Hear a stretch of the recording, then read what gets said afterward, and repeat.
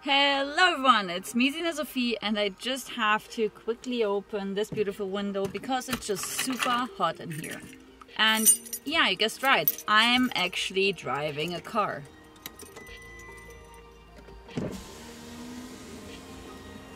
Today's topic is all about mental health and of what kind of things you should take care of. Or better, I'll tell a story, I get out my desk, which is right there because I just visited my mom, and we just totally go from there or here. Yeah, I know, and now you're like, oh my god, I heard mental health and all that kind of stuff, but it's just the same as you are doing your PE stuff at school and you fall, you hit your knee, it's all bloody and stuff.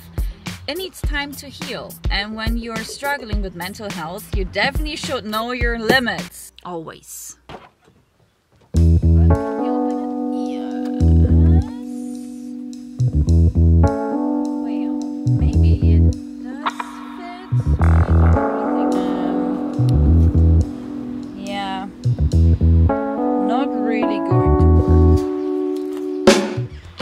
Japan will test your limits for sure, except you're rich. Then it's maybe less stressful, but that's not the mandatory here, right? How to survive in Japan when you're not having enough money. Of course, right now you have enough savings. But what happens when the savings are gone? It gets stressful and your mind starts thinking and spinning and spiraling. And that's just one thing that you need to think about. Other than that is language skills. Whether you get to know people or not, whether you get to know a side hustle or not in case you need one, whether you can travel or not, how is the current situation with COVID-19, how will it be in the future. Of course you shouldn't think about it too much, but as you can see there are a lot of what ifs that your mind maybe starts thinking about, even though you shouldn't be bothered about it right now. But then there are a few things that I definitely worry about, and that's driving me crazy from time to time. And now it starts to rain, and I know it's sometimes not so easy. You have goals that you want to achieve, that you have to achieve, like finishing school or university or other type of goals that you have in mind, but then you're kind of neglecting your mental health and you have a breakdown or burnout, or you get depression, or you already had depression, and then there's just a big bada boom. What should you do when that happens, when you are on your amazing best adventure ever because you are about to go to Japan or you are already in Japan? There's a little bit of an adventure.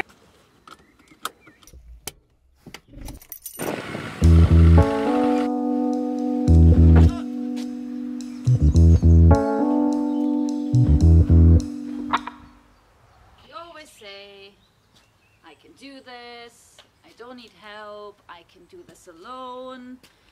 Why should I actually ask someone for help? Hey Lynn, you having some time? Yes, of course. Now? No? Now? What do you want to do? I just need some help with the desk and the 4 legs, so I separated them. Oh, okay. But they are kind of heavy, and so to lift them, carry them into the house, into the room can be a little bit troublesome. Yeah, that's no problem. I can help you. I gotta take your beer. Give me your beer. Thank you. And let's do this.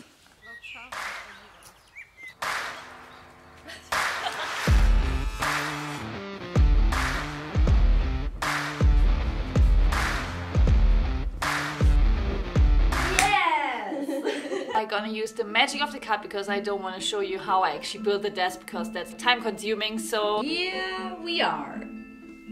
I promised you a story. When I moved to Japan the first year, I was doing the working holiday, there was some news. A little bit of shocking news because I thought, okay, why did that happen? It's about a young woman who worked in Japan. She was the Western girl. Of course, she had family, she had friends, and after 1 year or so, she didn't really want to go back to her country. She decided she talked with her parents about that she would like to stay a little bit longer in Japan because she really enjoyed her time at the company, having your daily routine in Japan, building your own life, and just gaining a little bit more of life experience before she would go back and continue with her studies. But after some time, the company tried to reach her because she didn't show up to work. Must have been 3 to 4 days. Someone contacted her family, and they also were a little bit concerned and worried because they didn't hear about her daughter as well. They opened her apartment, they got access to it, the police of course,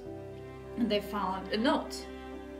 Really concerning and a little bit of a depressing note that she, well, didn't want to continue with her life and that she feels very sorry, and that's it.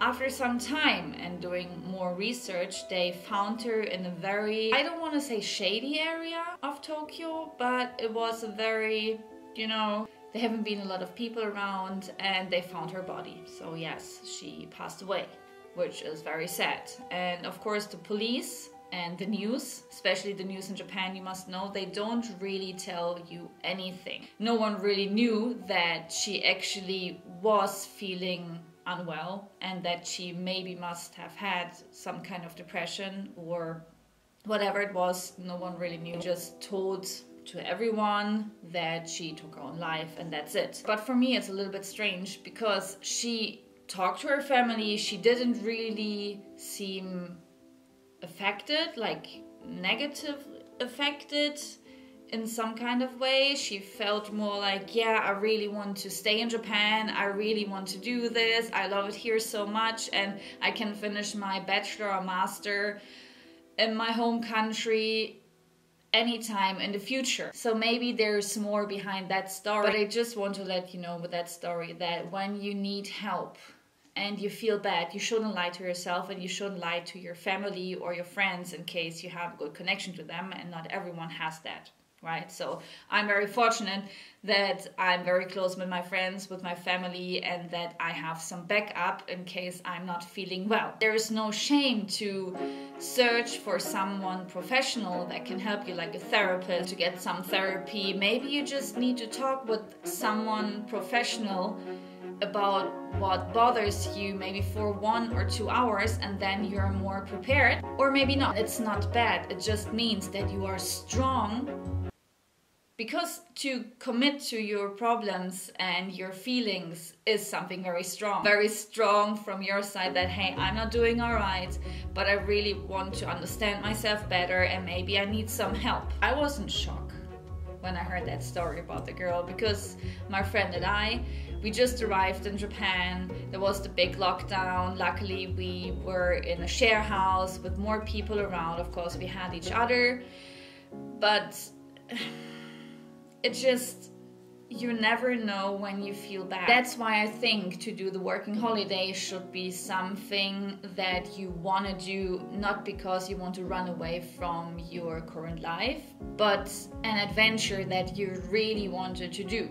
When something negative happens, or when something negative happened in your life or in my life or whoever's life, you should learn out of it. You shouldn't be stuck in that moment. I don't want to be unhappy for the rest of my life. I want to be happy and I want to focus on the things that make me happy. I sent an email to BetterHelp. It's an organization, it's a platform, a website, also link in the video description down below, who is focusing on people that need help, especially people that are all over the world, maybe traveling a lot or maybe doing a working holiday. Hey, you're welcome. And you need to talk to someone professional. Then you can go to BetterHelp. What they actually do is you have to fill out a document, you have to answer some questions, and then they will look for the perfect therapist, kind of a good fit for you. And in case you figure out maybe after one session, no, there's no click, because that's also very important, that there should be some